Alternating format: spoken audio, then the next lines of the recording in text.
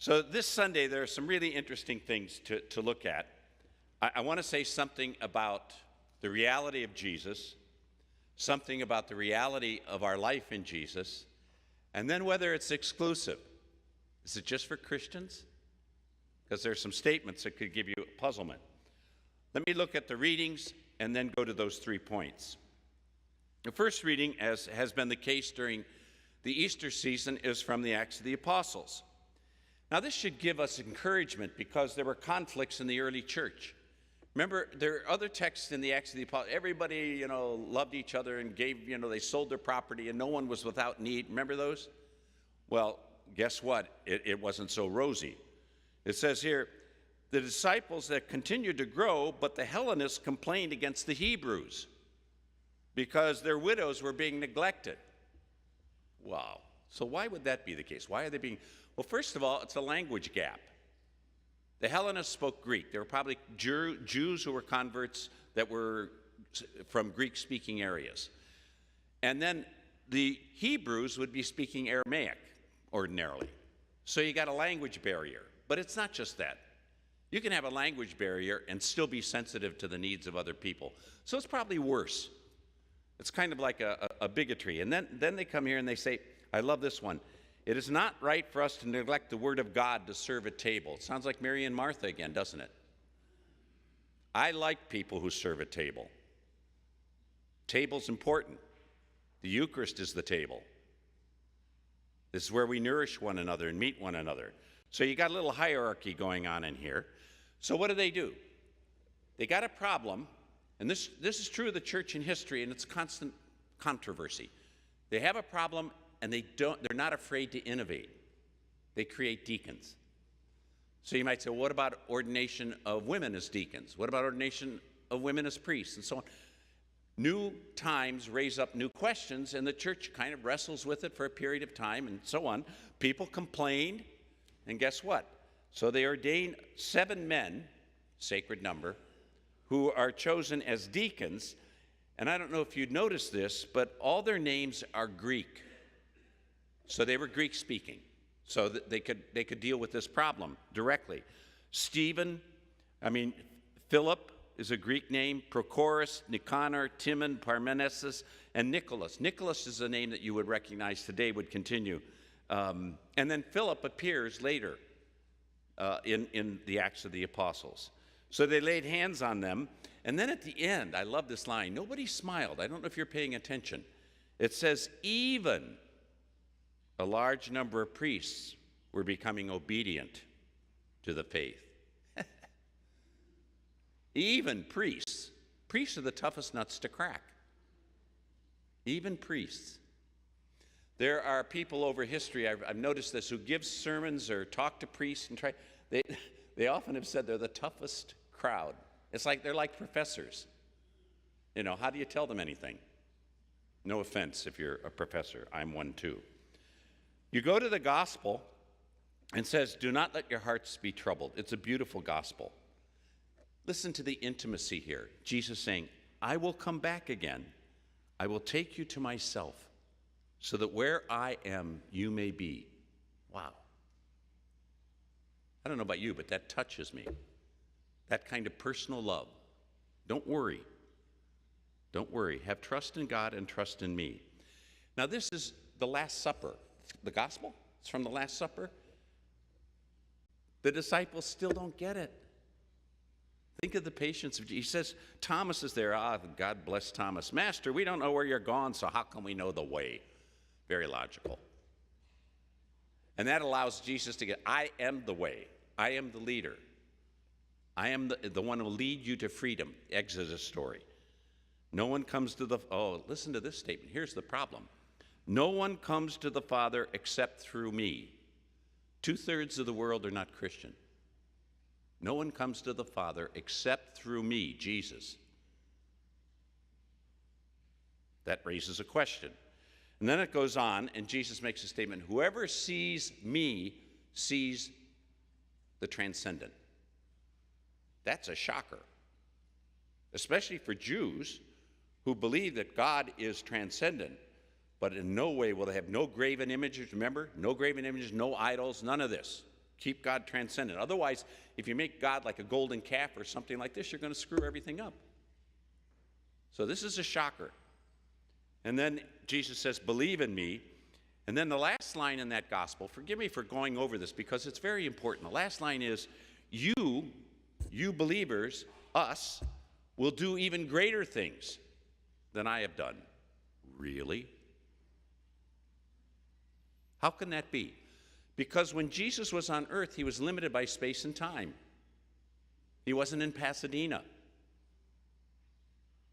But when he goes to the Father and sends the Spirit, he's everywhere through his Spirit. And through us, all of us together, 1 billion plus, greater things can be done than just localized in the Holy Land. It's a great thing. And then finally, the letter of Peter talks about the cornerstone and ends with this Jesus being rejected but became the cornerstone. If you think of an arch, the stone at the top might even be a better image that holds everything together.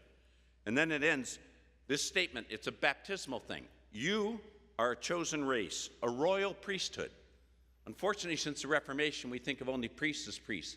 All of us are priests by baptism. And what that means is everyone, people ask me for a blessing. You can bless each other. You have that power by baptism, and you should. Let me bless you. That's not arrogant. You aren't usurping my role as a priest. That's what we have by baptism. Pope Francis once said, the greatest day in your life is your baptism. Not getting ordained a priest, not getting married. Some people, I said that once, and the person came up to me, yeah, you're absolutely right about marriage. He was having trouble, so we leave that go. Okay, what are my 3 points that I want to bring up? The first one is right at the core of what our gospel is. What is the good news? That God loved us so much to send his only son. This is the idea of the incarnation, enfleshment, that God didn't want to stay up there really away from everybody, transcendent. He wanted to become visible. As I like to say, Jesus is God with skin. Jesus became human, which is a risk because you can be badly treated when you're visible, you know? And this did happen. But this is an extraordinary claim. As I like to say, involved in Jewish-Christian dialogue and with Muslims, it's very hard for these great religions to accept that Jesus is the Son of God. When you see me, if someone says to you, have you ever had this, how do you know anything about God? Anybody ever raise that? Did you ever raise a question for yourself? How do you know? What do you know about God? A Christian answers the question by saying, I know Jesus. And when I see Jesus, when you see me, you see the Father. So when Jesus heals someone, forgives someone, continues the wedding feast of Cana, this is God doing these kinds of things. Healing, preaching, offering the word. Number one. Number two, baptism, it says here, a chosen race, a royal priesthood. So here you have Jesus. He ascends, he leaves, so to speak, quote unquote, but he comes back in the Spirit. And we encounter him in the sacraments, starting with baptism. It says that we are baptized into the death, and thank God, not just that, the resurrection, the death and the resurrection of Jesus. We enter into that life, and the life is in the community and it pulsates in the community. Remember, I like to say Christianity is contagious. It's like the common cold. You get it from those who have it. And you're baptized and you enter into a community that believes this, that holds that sacred. So that's a great thing. But what about the third thing? So if we're the elect, we're the chosen, does that mean we're the only ones that get in? Most of us say, no, that doesn't make sense. I mean, I grew up at a time, and some of you know this story, when it was thought that if you weren't Catholic, and how many of you ever heard that? If you're not Catholic, you won't go to heaven. Anybody? Well, I heard that, and my father was Protestant, and I was very close to my father. I was in the 2nd grade. And it infuriated me. I loved my father. And I stood up, I hit the desk and I pointed to the teacher who said it. That's not true. And I hit it even harder, and I gave her my finger like this. I said, that's not true. My daddy's gone to heaven. I'll never forget that moment. And I don't know what happened after that. I don't remember. But I said that. And I knew I was right, and she was wrong. So, how open is this? There's a wonderful text. I mean, in the same Gospel of John, which tends to be so focused on Jesus, go check it out. John chapter 10, verse 16. It's the Good Shepherd. And what does Jesus say? I wrote it down here. I have other sheep that do not belong to this flock.